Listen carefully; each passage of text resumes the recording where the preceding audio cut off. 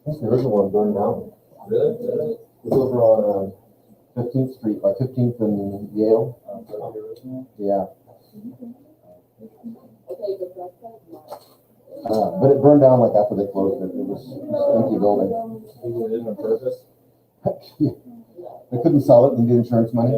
It's a common scam. Who hasn't done that with a business before? Come on. Don't act like you're all high and mighty.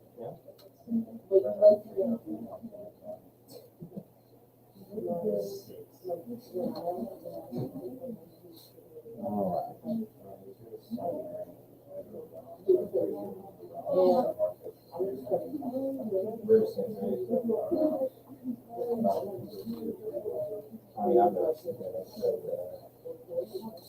So the last reading assignment is from 111 to 162. What I'm going to do is I'm just going to incorporate that onto the final, okay? So there won't be like another quiz. Unless you guys really want another quiz. But I think, and I'll find out for sure, but I think our final, which for you guys is just a regular test. It's not any, for this class, it's just a quarter long. So nice. And it'll be, I think it'll be the Friday before we leave, before we have finals. That makes sense? Yeah. That's what my economics is. Yeah. Yeah. Is that a quarter long too? Yeah. Okay. Or it's a semester. Yeah. That makes sense because they can't really mix that in with the other year, semester long, or year long class. Anyway, I'll find out for sure about that. But I'll incorporate this into the test, so there won't be any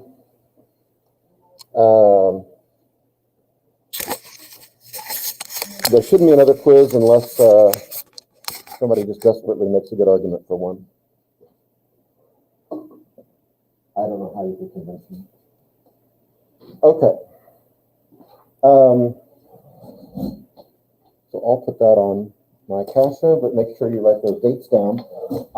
Several years ago. How long ago was it? 2007. That's several years ago. Father Bernie, who was our headmaster at the time, well, no, move back up.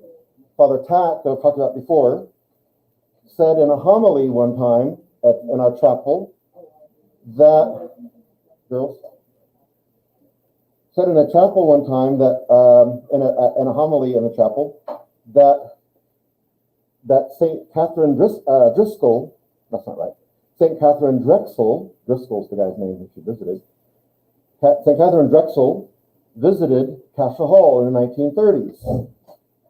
And I'd never heard that before, at the time I'd been here already for almost 20 years, and I'd never heard that before. So afterwards, I kept Father Tack in the hall, and I said, Father Tack, I didn't know that. This is the kind of person he was. I said, I didn't know we had saints who were wandering the halls of Cassia Hall. And he looked at me and he said, Kevin, we have saints wandering the halls of Cassia every day. Wow. Like, he's kind of a guru, you know? He said things like that and kind of blow your mind, and he'd like walk off and you're like, whoa. Well, I hope I'm one of them. So after that, I asked Father Bernie, who was actually the headmaster then, if he knew anything about it, because he was writing a history of the school at that time. And he said, no, but it would sure help me if you wanted to do the research on it. And I can include it in my dissertation that I'm writing, because he was working on his PhD, which involved the history of the school. So I did, and it turns out there's a St. Catherine of, I should say it that way, Catherine Drexel Archives, and I wrote them a letter, and they wrote me back and said, yes, they did have reference to her visiting Tulsa. Her order that she founded was an order that supported and raised money and built schools for African American students and for Native American students. That was her charism. That's what she did. Yeah, things were different. Geez, 1931 is when this happened. So things were, obviously segregation was the law of the day. But she came from a very wealthy family. I don't know if you know the name Drexel. There's a Drexel University, and which is a big basketball. You see them like once every in March. They show up again. Like you never hear about them until basketball starts up again. But I'm sure they're a good school. And then there's a Drexel bank, but I think it's more of a distant East Coast bank. And then there's it's a big holding corporation, and it's a big finance and all that. But she came from a lot of money. She gave all that up to be a sister because she came out here to the west and she saw, and to the south, and she saw how awful the schools were for African American people, and even as bad, or maybe in some cases even worse for especially for rural settings where Native American students were. And that's what she took on as her mission, was to make those schools better. So, as I like to say, and I think I'm not just joking around, as today, so it was in 1931. If you wanted to raise money for Native American schools in Oklahoma, you come to Cassia Hall. You come to this neighborhood, right? Some of the richest people in the world lived in this neighborhood at the time. Did you know that? Some of the wealthiest people in the world, and for a while, the wealthiest people in the world lived in Tulsa. You guys know the name J. Paul Getty?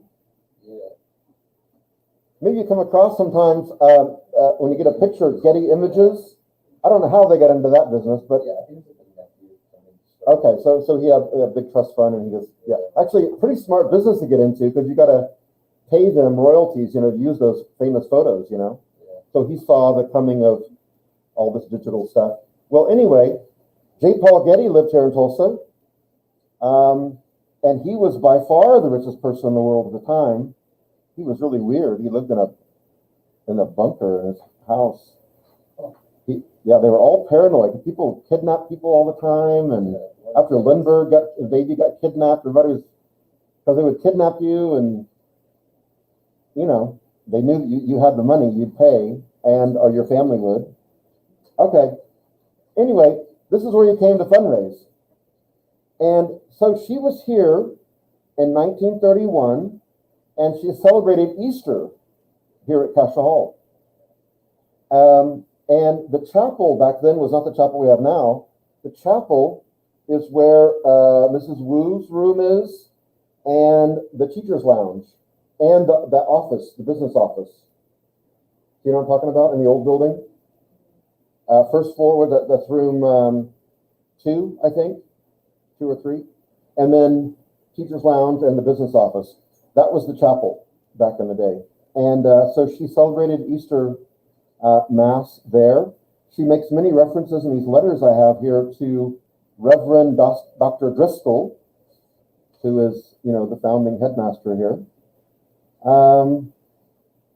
There's one here that was pretty interesting I was going to show to you, or read to you real quick. She apparently carried a typewriter around with her because she was on a train typing this. Okay. The infidels rejoice to have progressed and worked in Tulsa amongst them. Yes, I'm going to read the words that she wrote. If they are culturally insensitive, please know that she didn't mean them that way. I've read your esteemed letter of June 15th, and I am rejoiced to learn of the progress of the work in Tulsa amongst the colored people. Spiritual growth is the most encouraging, and the frequent communions truly edifying. Thanks be to God for his great blessing on the work and the untiring efforts of your zealous pastor, Father Bradley. We have a Father Bradley now. He's a pastor, but that's a different guy. I had occasion to pay a very hurried visit to Tulsa about 4 months ago, but time would not permit my going about to visit the missions there as I should like to do. With regard to the several Catholic boys who have just finished their high school work and whom you would like to see go to Xavier College, New Orleans, I'm delighted to note their desire and ambition. You asked if the college faculty would have supervision of, right to her. Okay, that's that about Oklahoma. Then here she says,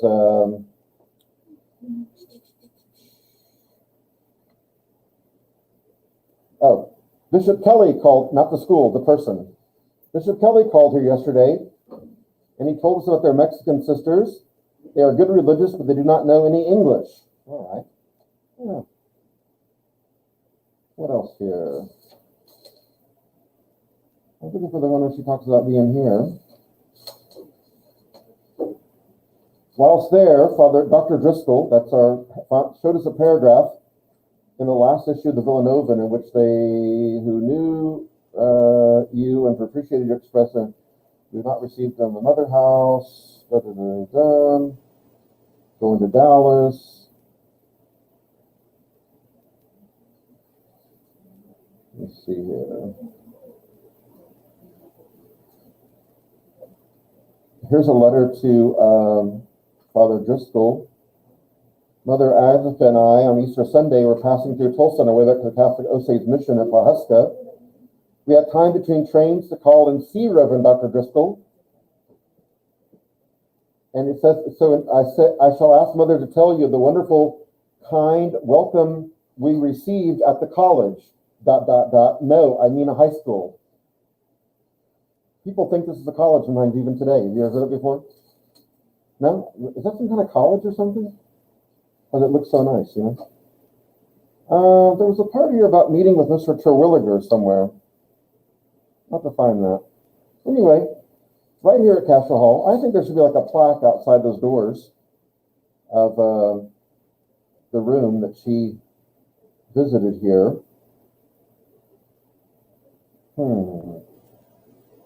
I should have gone through this before, but I didn't. Anyway, she was apparently really good at raising money. But she grew up with money. Some of these donations, though, $75, what she's excited about. Well, that would have gone a long way back then. Is 31, is that the Depression? That's Depression, right? Yeah. So things would have been pretty tight then. Okay. There you go. Well, that's what I want to talk about today, partially, is about saints. I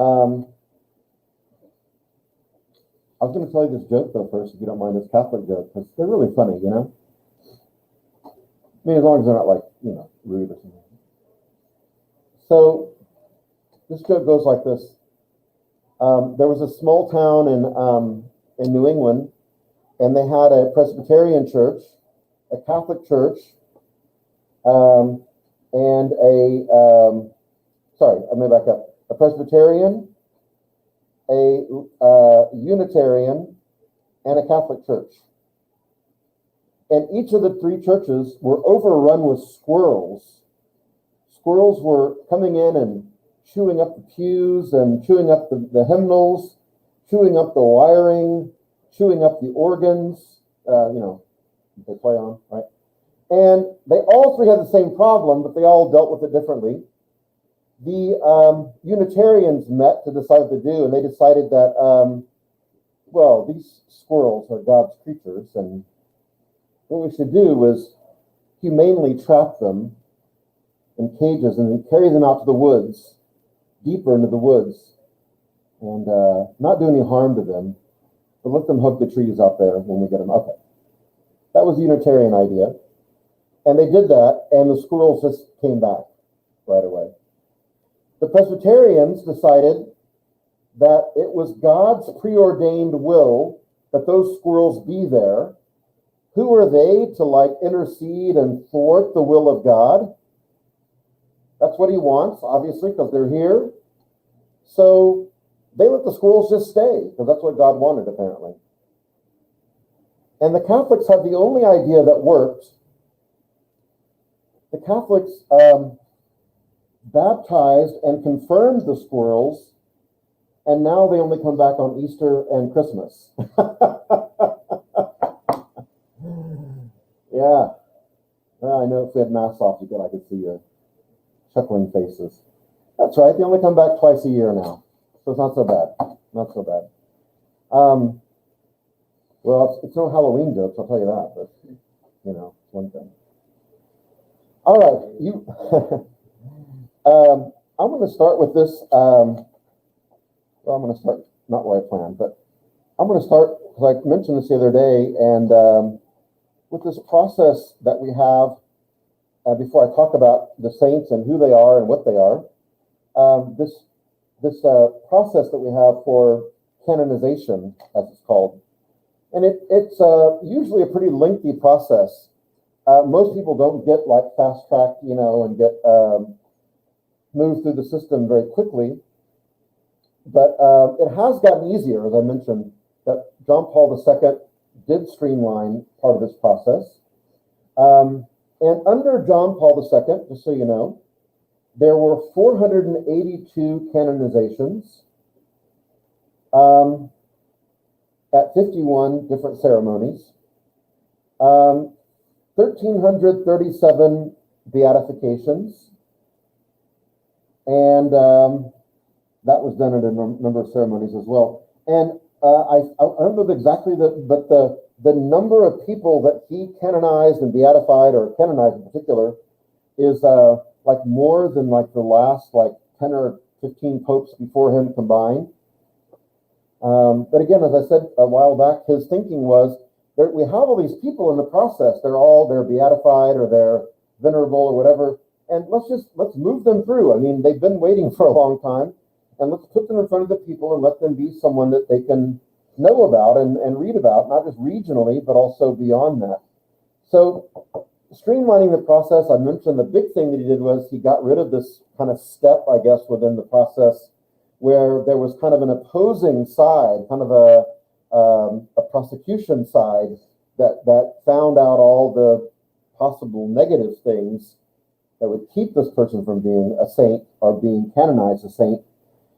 And instead of that, as I mentioned, and Father Tack was part of this one apparently, or at least one time, they had these committees that they just gathered all the material together, and they read it, and then they decided whether or not, this person lived the kind of heroic, virtuous life that would lend itself to say this person was a saint. And then out of those three people who are independently reading, and they don't know who the other two people are, they make the decision whether or not they should be canonized or not. As you might know, really just to break it down like really easy numbers, the first 1,000 years or so of the church, there was no process to become a saint. There was no formal process. So people like St. Rita and Augustine and these people we talk about from the early church, they just became saints because people started calling them saint. And the stories about them spread, and of course if they were writing and all that would have spread around too, and people just started calling them saint. And they were just kind of saint by public acclamation. There wasn't a process before that, nothing like we have now. I had a pastor here in Tulsa, and he used to be at St. Pius, but he's passed away now. And he had been to Central America. There was a archbishop down there, Archbishop Oscar Romero. I don't know that name or not. Oscar Romero. Okay. Well, things were pretty bad there in the late 70s and on through the 80s. All over Central America, things are pretty ugly.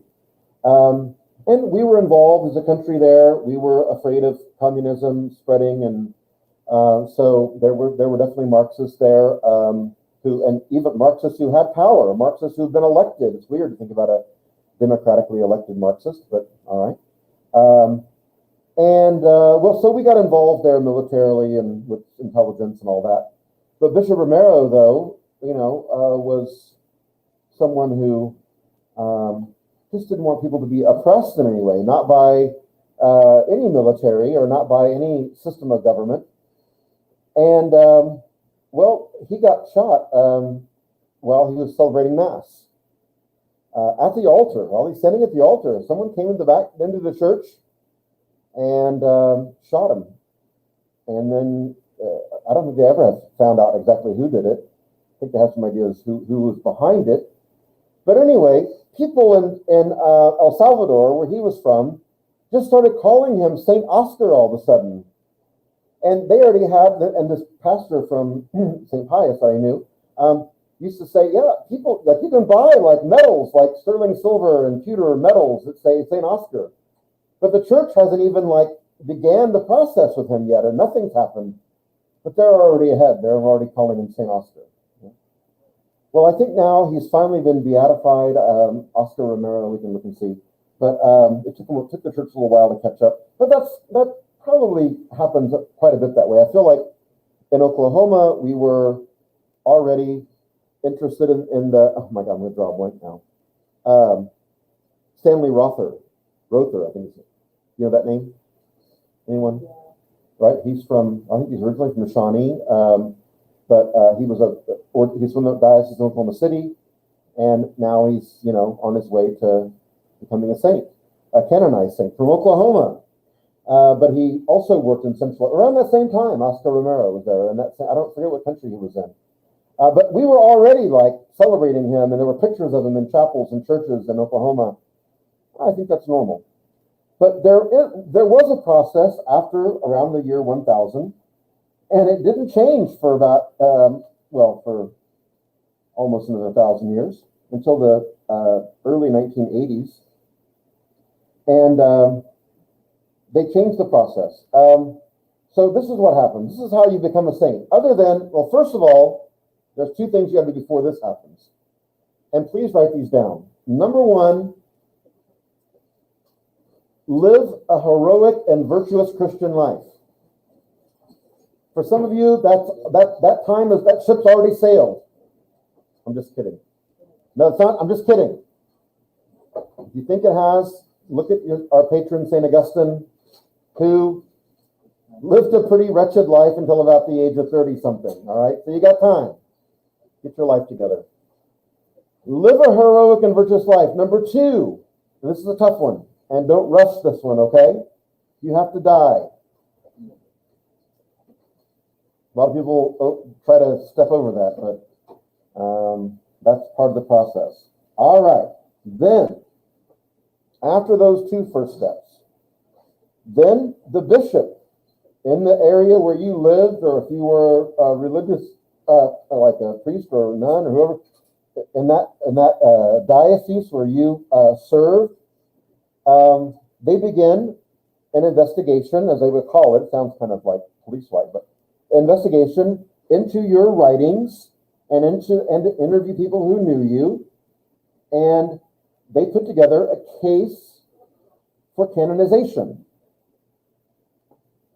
If it was an Augustinian, let's say, the Augustinian order would be the ones who would put some resources behind that to begin the process, to begin this collection of writings, of correspondence.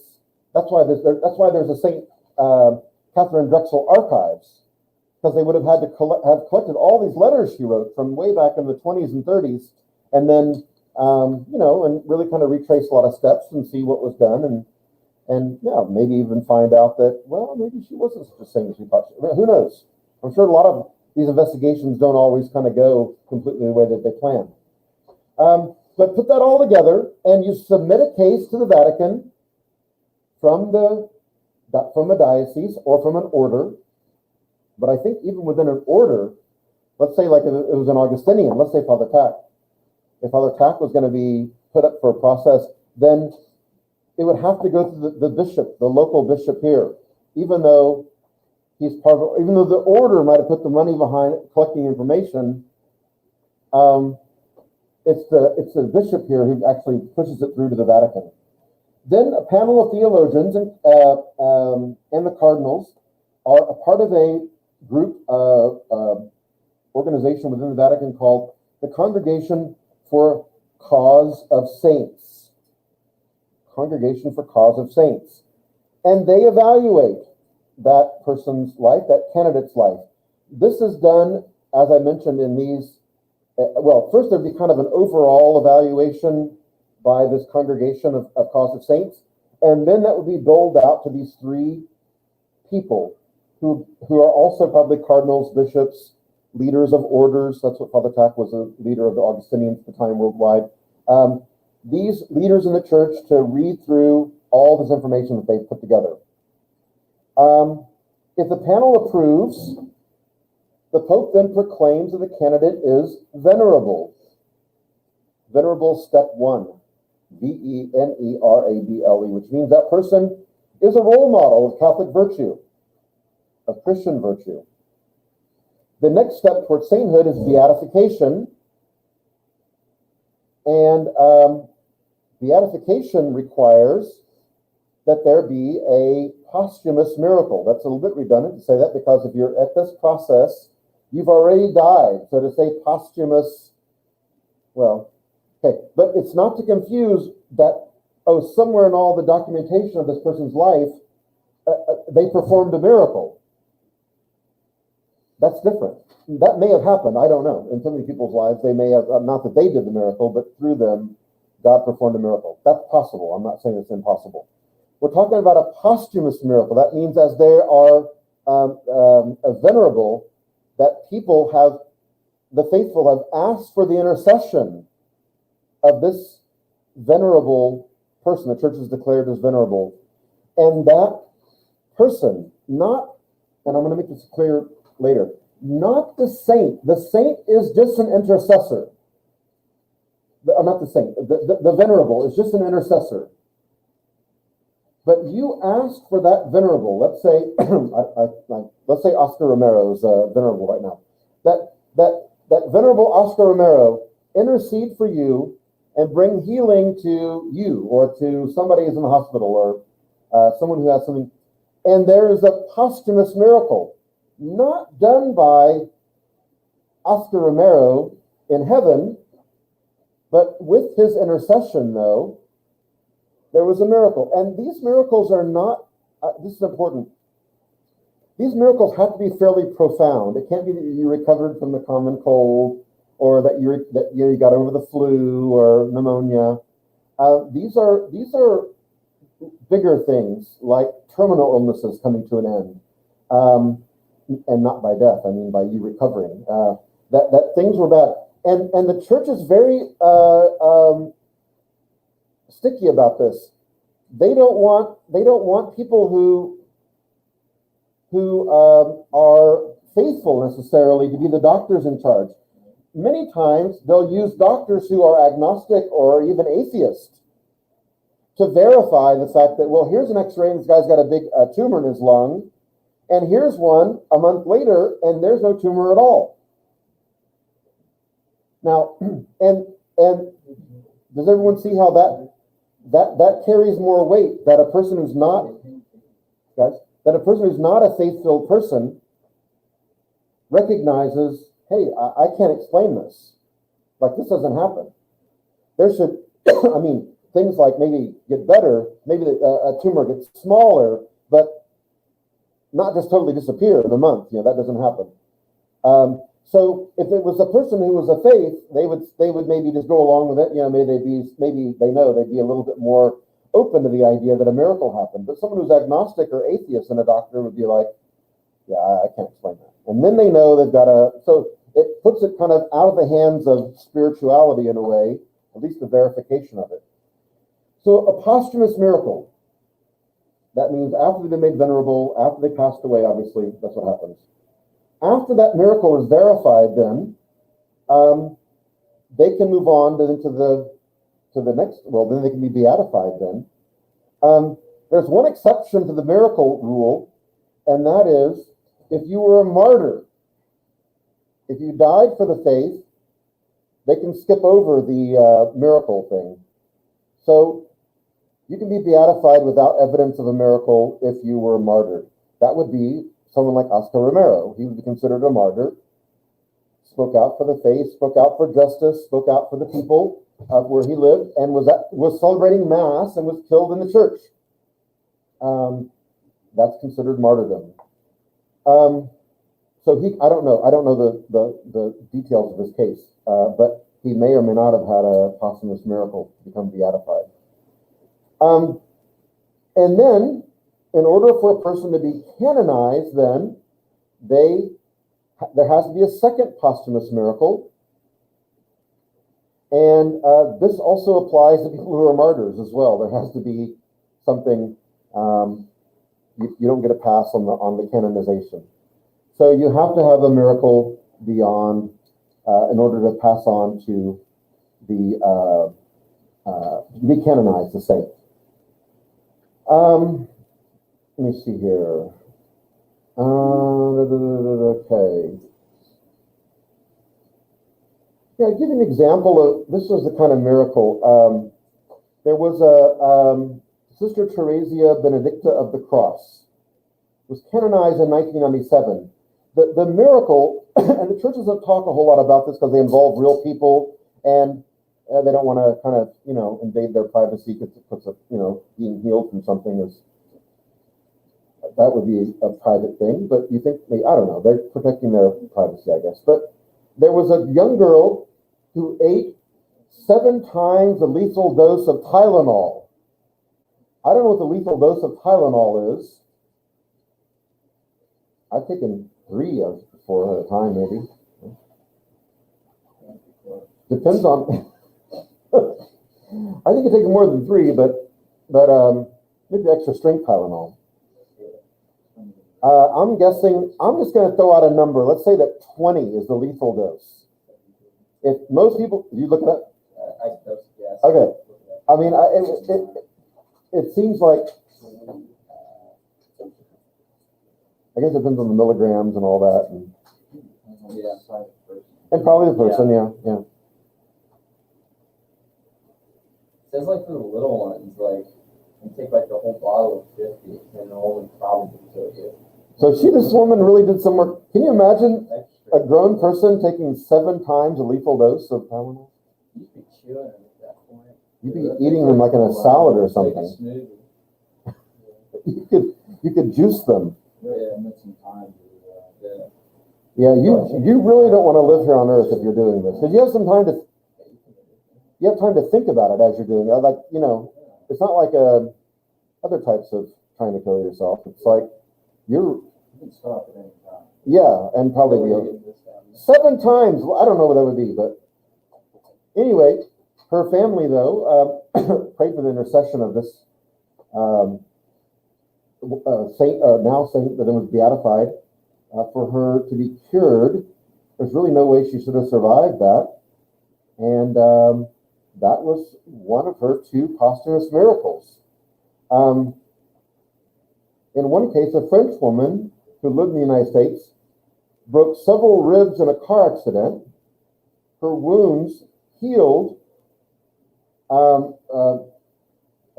don't have the exact how long it took, but it was a matter of days, I think.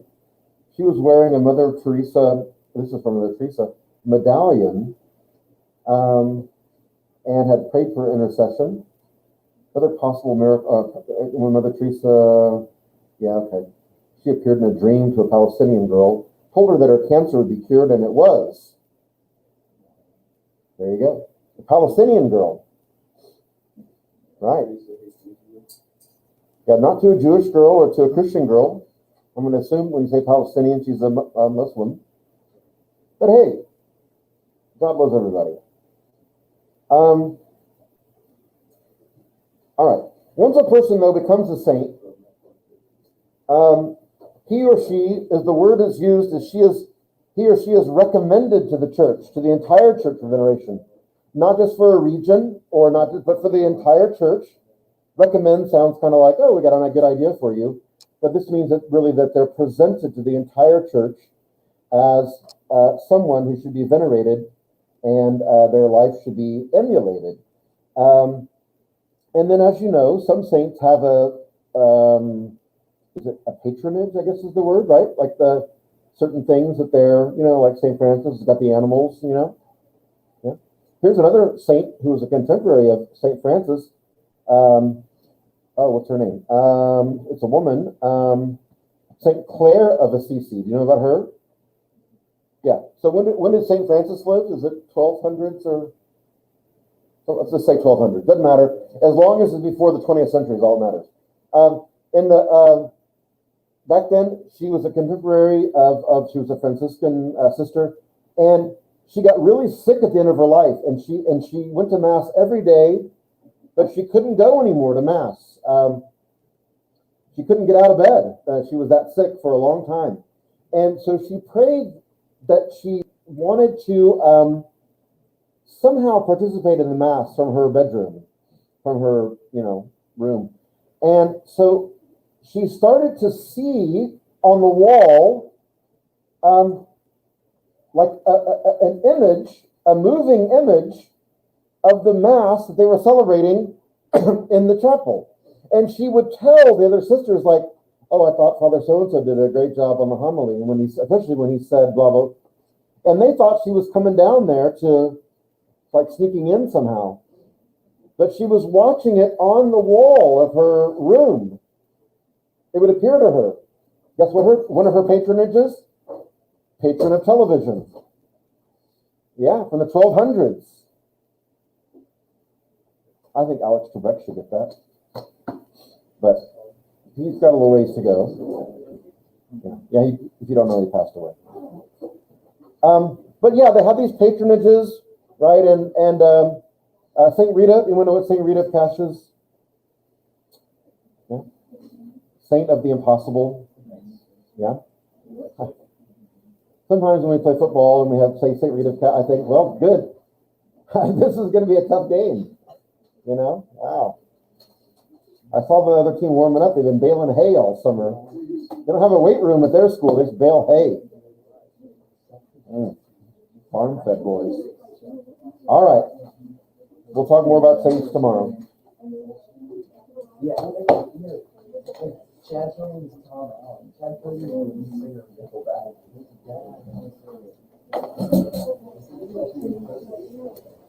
I'm telling you, Chad Arthur Kruger.